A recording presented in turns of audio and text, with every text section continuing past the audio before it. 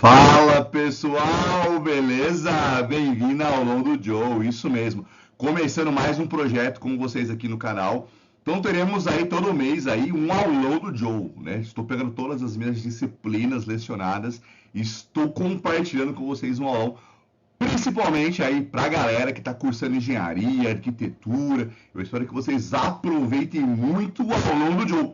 E é lógico que eu vou começar falando de materiais, pessoal, que é a base da engenharia civil, que é a base da construção civil, que é a base de projeto e tudo mais, beleza? Então vamos falar por que estudar os materiais, qual que é a importância da gente estudar os materiais, né? Primeiro, lógico, né? É a sua aplicação correta em cada processo construtivo. Se a gente pegar cada processo construtivo, a gente vai encontrar um grupo de materiais, né? Se a gente pegar a fundação, se a gente pegar a alvenaria, se a gente pegar laje, revestimento, a gente consegue aí montar as suas caixinhas de materiais, né? Conhecer as suas características intrínsecas e extrínsecas, ou seja, né, as suas características mais internas desses materiais e como isso pode reverberar dentro de um processo, dentro da engenharia, e as suas características mais externas, né, como que a gente vai trabalhar as suas importâncias, garantir a segurança e a durabilidade das estruturas, né, pessoal? A gente, como engenheiro, como arquiteto, como profissional da construção civil, a gente não pode esquecer que nós temos uma responsabilidade técnica. E os materiais fazem parte aí desse conjunto, né? Então, entender de materiais está vinculado a gente entender de segurança e durabilidade das nossas estruturas, das nossas obras, né? Realizar análise custo-benefício, né? E aí já para a galera de planejamento, de orçamento, a gente entender a forma ou como a gente pode trocar um material pelo outro e analisando o seu custo-benefício, né? Estabelecer os critérios de padronização técnica, sim, precisamos das normas, precisamos das NBRs, precisamos da ABNT. Será que esse material já está certificado, padronizado, né? Isso é extremamente importante para quem atua dentro do mercado da engenharia civil, né? Elaborar suas metodologias e ensaios. A gente sabe que para a gente chegar numa padronização, para a gente chegar numa certificação, numa normatização, eu preciso garantir isso. E a gente garante isso por meio de métodos, ensaios e pesquisas, né? Estudar o ciclo de vida dos materiais e vamos para a sustentabilidade, né? A gente precisa pensar cada vez mais nesse ciclo de vida dos materiais. Se a gente pegar, por exemplo, o cimento, se a gente pegar o concreto, a madeira, o aço, o polímero, né? Vamos tentar entender se isso aí retorna de uma forma de reciclagem, se isso pode ser reaproveitado. Então, nós chamamos isso de ciclo de vida dos materiais, né? Desenvolver novos materiais, consumo consciente, extremamente importante. Cada vez mais a sociedade muda, cada vez mais a humanidade cobra uma alteração em alguns processos, projetos. Então, a gente precisa entender o que vem de materiais novos. Aí vamos debater isso no aulão do Joe também, né? Aí, lógico, analisar a estética, a inovação e a otimização desses materiais. Então, aqui eu acho que está bem abarcado para vocês por que a gente estuda os materiais, pessoal. E aí, é extremamente importante a gente entender que existe a ciência e a engenharia de materiais. Existe uma diferença entre eles, a gente precisa classificar, né? O que eu vou chamar de ciência e o que eu vou chamar de engenharia de materiais, né? Então, gerar e empregar os conceitos envolvendo uma composição química, arranjo atômico, processamento, né, suas características e aplicações. Então, a gente divide isso em ciência e engenharia, né? Vamos lá, galera! Ciência dos materiais, ou seja, envolve a investigação das relações existentes entre estrutura e propriedades dos materiais. E quando eu falo de estrutura, sim, é estrutura atômica disso, né? E aí a gente acaba entrando um pouquinho mais na química para entender aí como que esse material, né, qual que é o seu arranjo atômico. E aí quando eu vou para a engenharia, então, e aí consiste na aplicação direta disso. Né? Como que eu vou aplicar esse material, né? Quais são as bases de correlações estruturais, as suas propriedades, né? Então, isso está vinculado dentro do ensino dos materiais, né? Ah, que legal, vamos lá. Ciência dos materiais, né? Se a gente pega o grupo de ciência, eu estou lá no petróleo, né? Naquela composição do material, na sua extração, na sua composição, e aí quando eu vou para a engenharia de materiais, eu transformo petróleo em PVA, em polímero, né? Então, para ficar mais fácil para vocês, ciência é o material puro, né? O material atômico ali, aquele material ainda, ou seja, extração da natureza, ou um material que a gente vai promover por arranjos atômicos. E quando eu falar da engenharia, aí eu estou falando da sua aplicação, do seu produto já pronto depois, beleza? Vamos lá, pessoal, para a gente voltar, entender um pouquinho dos materiais, vamos fazer um tour, né? Vamos voltar aqui ao mundo dos materiais, vamos entender como que isso foi importante para a humanidade, né? Nós temos aí dentro de uma concepção a chamada Idade da Pedra, né? Que dá aproximadamente aí 2,5 milhões de anos atrás, pessoal, né? Os primeiros materiais a serem utilizados eram a pedra, a madeira. Então, por meio desses materiais naturais, a questão evolutiva da humanidade, né? A gente começa a formar as primeiras ferramentas, né? Então, a primeira idade, quando a gente fala de materiais, é a chamada idade da pedra mesmo, tá? Então, a idade da pedra lascada, né? Que eu pegava a pedra e por meio da minha necessidade de sobrevivência, eu fiz uma ferramenta, eu fiz um ataque, então eu tenho essa concepção. Outra idade extremamente importante para a humanidade é a chamada Idade do Bronze, pessoal, entre 2000 e até 1000 antes de Cristo, né? Chamadas ligas da Idade do Bronze, né?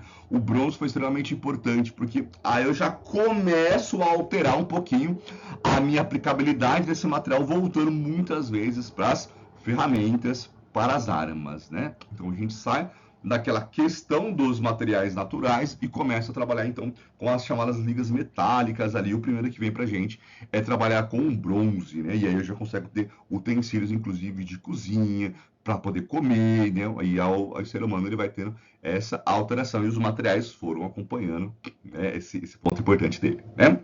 Aí a idade do cobre, e aí a idade do cobre foi extremamente interessante, 4.000 a 3.000 a.C., porque o cobre é o grande puta condutor térmico, né? A gente começa a entender, né, essa relação de comida quente, comida fria, né? De começar a fazer novos artefatos. Nossa, então se eu coloco uma água quente dentro de um material de cobre, ele passa a temperatura. Então a gente começa a ter essas relações térmicas aí na chegada da idade do cobre para nós, né? E aí, lógico, né? A época das guerras medievais, a idade do ferro. Né? E a gente tem mais uma vez aqui a Idade do Ferro sendo a precursora nas questões de ferramentas e de armas medievais. As lanças, as espadas, as facas, punhais, enxadas, machados, né? Então a gente tem aí a composição da Idade do Ferro. A gente lembra lá que a gente fazia essas ferramentas com a madeira e pedra, e aí a gente transfere isso agora para a chamada Ligas do Ferro, então, e a gente começa a ter essa composição, beleza? Chegamos no século XX. Qual que foi o grande pulo da era dos plásticos? Né? A idade do silício, pessoal. Então, isso aqui é mais para a gente relembrar um pouquinho que a tecnologia de materiais, a importância de vir estudando os materiais, ele veio para a gente atender, né, a nossa necessidade. Né? Então, no século XX, a gente tem a chamada era dos plásticos, a idade do silício para a gente também aqui, beleza? Então, a gente saiu daquela cumbucona de cobre para um tapué de plástico e tá tudo certo, porque hoje a gente precisa desse tapuézinho para pôr no micro-ondas, né? Aqui para vocês só uma imagenzinha muito legal que eu gosto de utilizar, que é a chamada evolução da utilização dos materiais, né? Então a gente vê materiais cerâmicos, os compostos, os polímeros, os metais, né? Os elastômeros, por exemplo, né? Então aqui tem um gráfico com vocês para vocês terem uma correlação em relação à data, em relação a quais eram os materiais ali que estava em desenvolvimento, beleza? Vamos entender um pouquinho sobre a sua classificação, pessoal. A gente vai classificar os materiais assim em 2 grupos, depois em 4 grupos, tá? Os primeiros 2 grupos iniciais, os grupos das estruturas atômicas e químicas, tá? Então eu tenho que analisar a sua parte atômica e a sua parte química. Essa composição desses 2 primeiros grupos aqui vai me levar, então, a chamar as 4 principais classes de materiais. Materiais metálicos, materiais cerâmicos, materiais poliméricos e materiais compósitos. A gente vai entender um pouquinho cada um deles aqui nesse aulão de hoje, beleza? Vamos lá, pessoal. Então, a classificação dos materiais.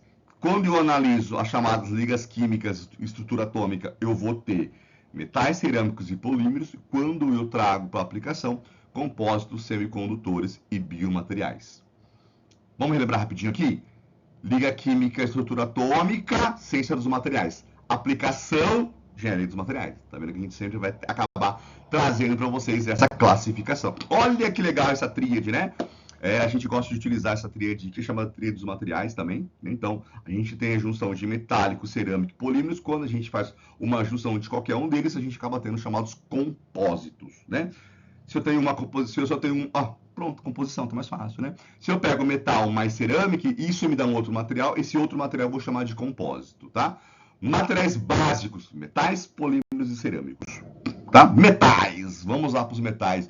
Os elétrons não estão ligados a nenhum átomo ou partícula, por isso são bons condutores de calor e eletricidade, né?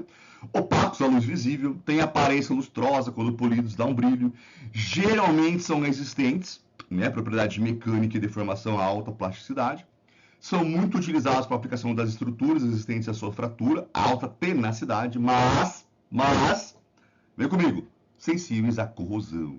Então, os metais, a gente vai entender que todos os materiais, ele tem as suas características positivas, mas tem ali a sua criptonita, o seu calcanhar de Aquiles, que é onde a gente deve se atentar. Os cerâmicos, óxidos, nitretos e carbenetos leves e duráveis, geralmente são isolantes, olha que legal. Eu tenho um material metálico extremamente condutor de eletricidade e eu tenho aí o seu vilão, né, que é o seu isolante térmico. Antigamente, né, quem gosta muito das questões de elétrica, vamos ver que as roldanas elétricas eram feitas de cerâmica para fazer essa isolação do calor da sua eletricidade, né? Mais resistentes às altas temperaturas e ambientes severos que os metais e polímeros, bacana, e são materiais de alta dureza, porém frágeis. Peraí, não entendi.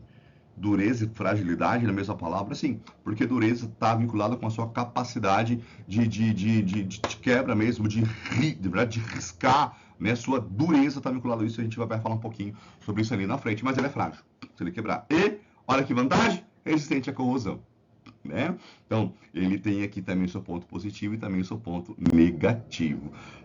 Polímeros, porque tu amas, porque são compostos orgânicos baseados em carbono, hidrogênio e outros elementos não metálicos. São constituídos de moléculas muito grandes, então aqui eu vou trabalhar com as macromoléculas.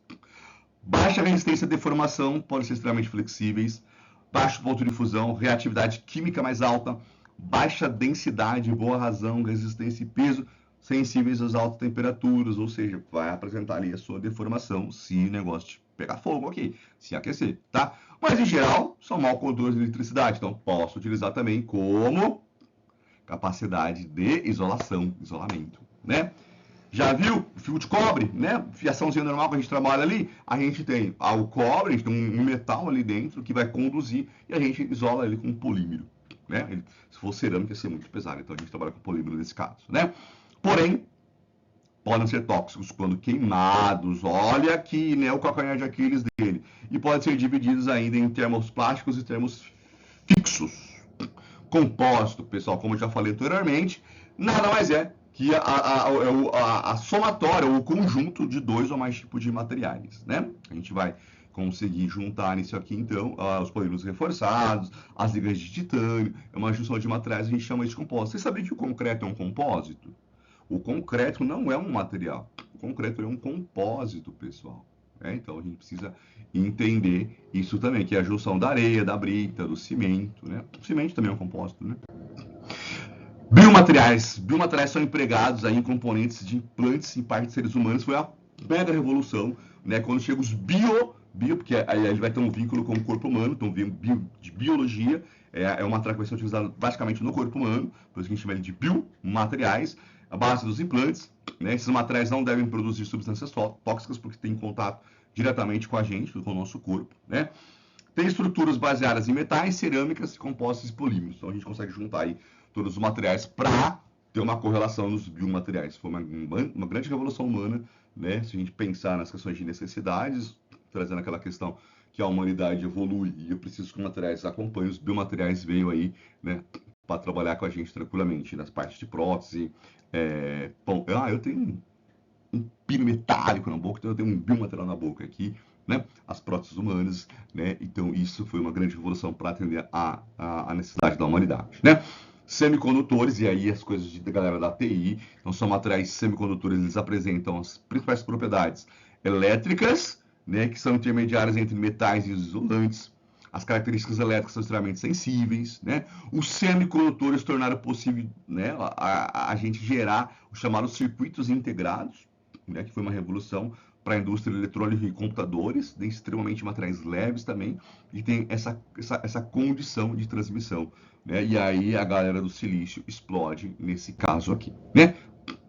Gente, olha, particularmente, eu, Jonathan, não gosto da palavra materiais inteligentes, mas eu gosto do conceito de junção inteligente, ou seja, né, pensar que os materiais, de uma certa forma, quando ele sofre uma reação, ele reaplica uma outra reação. Ou eles usualmente acabam tendo como materiais inteligentes. São materiais sensíveis ao estímulo do ambiente externo, ou seja, eu tenho um conjunto de materiais, um conjunto de compósitos, tá, pessoal? Você vai criar um material ali e quando ele tem uma reação externa, ele provoca uma outra reação, tá? Que exemplo maior que isso, pessoal? Os airbags, né? Então, o airbag não é um material, o airbag é um conjunto de materiais ali que formam um sistema de proteção. Quando tem um impacto, sai o airbag. Né? Então a gente chama isso de materiais inteligentes, né? Airbag de automóvel para detectar então a desaceleração, né? Tem todos esses conceitos, né? As questões de propriedade de luminosidade também, por algum outro tipo de estímulo, tá? Como a palma, né? Então aí a gente classifica eles aqui como os chamados materiais inteligentes, tá? Mas eu, professor Jonathan, gosto de usar o conjunto de estruturas inteligentes, né? Porque é diferente de pegar, por exemplo, um cimento e reagir ele com um outro estímulo, aí ele provocar uma outra reação, né? Mas está dentro dos conjuntos de materiais inteligentes, né? E os nossos queridinhos atuais, os nanomateriais, as nanopartículas, né? O nanocílico, são materiais com escala de comprimento e características extremamente pequenas, menores espessuras de camada, menor que 100, né? Nanopartículas aqui, então, são materiais de cadeias, por exemplo, tá, como grafeno, como carbono ali, que são materiais que eles vêm com uma maior resistência e modificando as suas propriedades aí, tá? Então, os nanomateriais é a grande discussão nossa hoje. Aí eu tenho as nanopartículas, nanosílica, né? Então, a junção desses materiais aqui acabam dando outros materiais, tá? O grafeno é um grande exemplo para nós aí, tá? A gente também tem o tetratriado da ciência dos materiais, que você pode colocar de estrutura, propriedade, processamento e aplicação. Né? A gente tem essa correlação que é importante a gente fazer, né? E aqui, para quem tiver um pouquinho mais de interesse, você tem toda a nossa bibliografia básica, pessoal. Galera, esse foi aí o aulão do Joe, né? Começando aí com os materiais e por que estudar materiais. Então, eu espero que esse vídeo tenha ajudado você, aluno da engenharia, aluno da arquitetura, né? Que você possa aproveitar cada vez mais aqui o aulão do Joe. E se você tiver alguma disciplina, uma matéria que tá... Joe... Cara, tá muito embaçado isso, tá difícil a gente entender. Manda aqui que a gente prepara um aulão para vocês. Então fique ligado, não esqueça de fazer inscrição no canal, curtir e compartilhar para que o YouTube entenda que esse vídeo, esse canal aqui pode chegar a cada vez mais e mais pessoas. Pessoal, valeu!